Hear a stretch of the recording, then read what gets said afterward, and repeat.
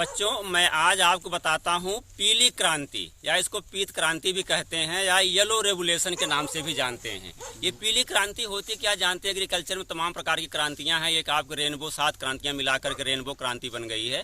तो उसमें पीली क्रांति एक बहुत ही इंपॉर्टेंट है, जो तिलहन की फसलों के उत्पादन बढ़ाने के लिए हम लोग उसको करते हैं। उसको कहते हैं येलो रेवोल्यूशन। यानी रेवोल्यूशन में क्या क्या किया गया है कि नई नई तमाम प्रजातियों का जो है खोज की गई है, और सहनशील प्रजातियां जो प्रजाति जो है खोजी गई हैं। और इसके अलावा जो इससे जानते हैं कि उत्पादन हमारा तेल का बहुत कम है। इस समय हमारे भारत में जो है करीब 1 पर हेड जो होता है तेल का कंजप्शन जो होता पहुँच होती है वो 19 किलोग्राम है पर ईयर का है एक इंसान के ऊपर। जबकि पूरे भारत का जो हमारे तिलहन का उत्पादन है करीब 39 मिलियन टन है।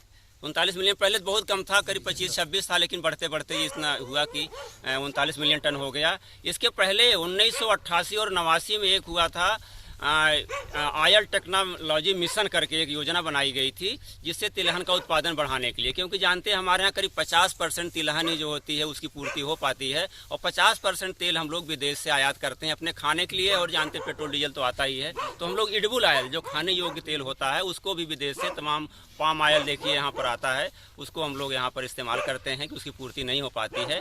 इसीलिए सरकार की तरफ से प्रयास किया गया है कि कैसे इस फसल ऐसी हम लोग तैयार करें तेल वाली कि जिससे हमें अधिक से अधिक उत्पादन हो सके और हमारे देश की तेल की आपूर्ति पूरी हो सके। तो उसमें इतना अधिक प्रोडक्शन बढ़ाया जाए जिससे उसको कहते हैं क्रांति आ जाए, हमारे उसमें तेल के उत्पादन में, तिलहन फसलों के उत्पादन में क्रांति आ जाए। जानते हैं हमारे तिलहन के उत्पादन की जो मुख्य रूप से जो हमारे टारगेट की गई 9 फसलें हुई हैं।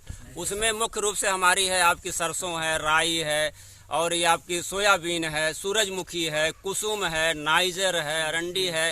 ये सब मिलाकर के जितनी फसलें हमारी 9 फसलों को मिलाकर के हम लोग नए नए उस पर खोज करते हैं, और नए नए जो है उस पर वैरायटियाँ जो होती है रेजिस्टेंस वैरायटियाँ पैदा करते हैं, और उसकी अच्छे मिट्टी में बुआई करते हैं। क्योंकि जानते हैं हमारे करीब जितनी भी तेल वाली फसलें होती हैं वो 90% एरिया में, करीब ड्राई एरिया में उगाई जाती हैं। वहाँ पर कोई सिंचाई की सुविधा नहीं होती है, इसीलिए उत्पादन भी कम होता है। तो थोड़ा राउंड कर लियो। तो जो इसीलिए उत्पादन हम लोग जो है तो बढ़ाने के लिए उसको क्या करें कि हम अच्छे मिट्टी में उगाएं, और जितना उर्वरक होना चाहिए उसके लिए उतना उर्वरक भी उसके लिए दिया जाए हमें। और साथ जानते हैं जितनी तिलहन उत्पादन हमें अच्छा लेने के लिए उसमें सल्फर की मात्रा बहुत जरूरी होती है। जानते हैं कि जो सल्फर होता है तेल का उत्पादन बढ़ा देता है। हाँ, तो सल्फर भी होना बहुत आवश्यक, इसीलिए हम कोई तिलहन की फसल अगर बोते हैं तो उसमें सल्फर देना बहुत जरूरी होता है। और नंबर 1 पे देखा जाए तो देखिए हम लोग खड़े हैं इस समय सरसों के खेत में ही खड़े हैं, ग्रामीण क्षेत्र में। कितनी बढ़िया आप देखिए कितनी अच्छी सीनरी लगी हुई है यहाँ पर। देखिए पूरी फसल एकदम लहलहा रही है पीले रंग की। तो शायद इसी के नाम से जितने भी इसके फूल पीले होते हैं। तो सरसों हमारी मुख्य रूप से तिलहन क्रॉप है। तो इसको सब जानते हैं कि एक संस्थान बना हुआ है राजस्थान में, भरतपुर में, जो होता है राष्ट्रीय तिलहन सरसों अनुसंधान केंद्र, भरतपुर में राजस्थान बना हुआ है। तो वहाँ सरसों पर बहुत काम होता है, रेपसीड एंड मस्टर्ड पर। तो ये मस्टर्ड फसल जो होती है बहुत ही हमारे तेल की मुख्य रूप से आपूर्ति करती है। और इसका जानते हैं जितना हमारे ये तेल होते हैं इसमें अनसेचुरेटेड फैटी एसिड, असंतृप्त वसा अम्ल ज्यादा पाए जाते हैं, जो हमारे स्वास्थ्य के लिए अच्छे होते हैं। क्योंकि जानते हैं पशुओं से जो हमें वसा प्राप्त होता है उसमें संतृप्त वसा अम्ल पाया जाता है, जो हमारे कोलेस्ट्रॉल की मात्रा को बढ़ाता है, जिससे हम लोग कहीं न कहीं हार्ट बीमारी से प्रभावित हो जाते हैं। तो ये इतनी। इसके अलावा देखिए सबसे अधिक मेन हमारी एक है कि सोयाबीन की फसल। सोयाबीन सबसे अधिक मध्य प्रदेश में होता है, उसको सोया राज्य के नाम से भी जानते हैं। पूरी पूर्ति वहीं से होती है। और सोयाबीन कहा जाए तो शाकाहारियों के एक तरह से मांसाहार है, मांस का काम करता है। उसमें इतनी प्रोटीन पाई जाती है, 42 से 43% तक सोयाबीन में प्रोटीन पाई जाती है। तो हमारे मुख्य रूप से वो तिलहन की जो है फसल है, सोयाबीन भी है, उससे आपूर्ति होती है। इसके अलावा हमारी और सब देखिए फसलें हैं, तिल है। तिल अगर हम लोग बोते हैं खरीफ सीजन में बोते हैं, तिल बहुत मेडिसिनल यूज है उसका, तो तिल का भी हम लोग खूब इस्तेमाल करते हैं। और सूरजमुखी जानते हैं, सूरजमुखी का तेल तो सबसे अच्छा माना जाता है। अगर हार्ट के पेशेंट के लिए देखा जाए तो तेल जो सूरजमुखी होती है रामबाण है एकदम। किसी को हार्ट बीमारी होती है डॉक्टर कहते हैं कि आप सूरजमुखी का तेल खाओ, क्योंकि उसमें करीब 65 से 70% क्या होता है, अनसेचुरेटेड फैटी एसिड, असंतृप्त वसा अम्ल होता है, जो हमारे हार्ट के लिए बहुत ही अच्छा माना जाता है।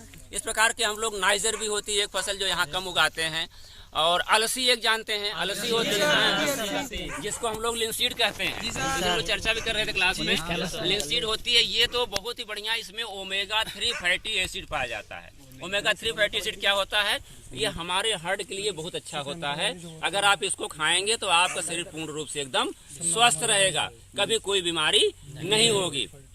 तो अलसी जबकि हमारे यहाँ धीरे धीरे उत्पादन क्या हो रहा है, कम होता जा रहा है, लेकिन उसको किसानों को प्रोत्साहित किया जाता है कि आप अलसी उगाइए और उसको आप इस्तेमाल करिए। देखिए तमाम रूप से उसको तेल भी खाते हैं लोग और उसका लड्डू बना करके लोग खाते हैं। कोई बीमार हो जाता है, कहते हैं वो कमजोरी आ गई तो तिल के लड्डू खाने के लिए कहते हैं। तो तिल के उसके अलसी बहुत ही उसमें ओमेगा फैटी एसिड कारण उसकी बहुत ही गुणकारी होती है, तो इसका हम लोग उत्पादन करते हैं। ये सब इसी प्रकार की इतनी हमारी तिलहन फसलें हैं कि हम कैसे अधिक से अधिक उत्पादन करें और जिससे सबको तेल की उपलब्धता हमारे उपलब्ध हो, सबको मिल जाए। और हमारे देश में जब सब लोग खाएंगे, सही चीज खाएंगे, सही तेल खाएंगे, सही अनाज खाएंगे तो वो स्वस्थ भी रहेंगे। तो तिलहन का उत्पादन बढ़ाने के लिए जितने भी हम लोग तकनीकी होती है हमारी, चाहे बोने से लेकर के काटने तक जितनी भी हैं, सिंचाई, गुड़ाई, निराई, फर्टिलाइजर जितने भी हैं, कीट नियंत्रण है, सभी नियंत्रित करके क्या करते हैं हम लोग जब करते हैं तो उसी का उत्पादन बढ़ाते हैं। तो उसी को हम लोग कहते हैं येलो रेवोल्यूशन या पीली क्रांति के नाम से जानते हैं। तो ये पीली क्रांति हम लोग ये समाप्त करते लेसन को अगले क्लास में बताते रहेंगे। आप उधर से अभी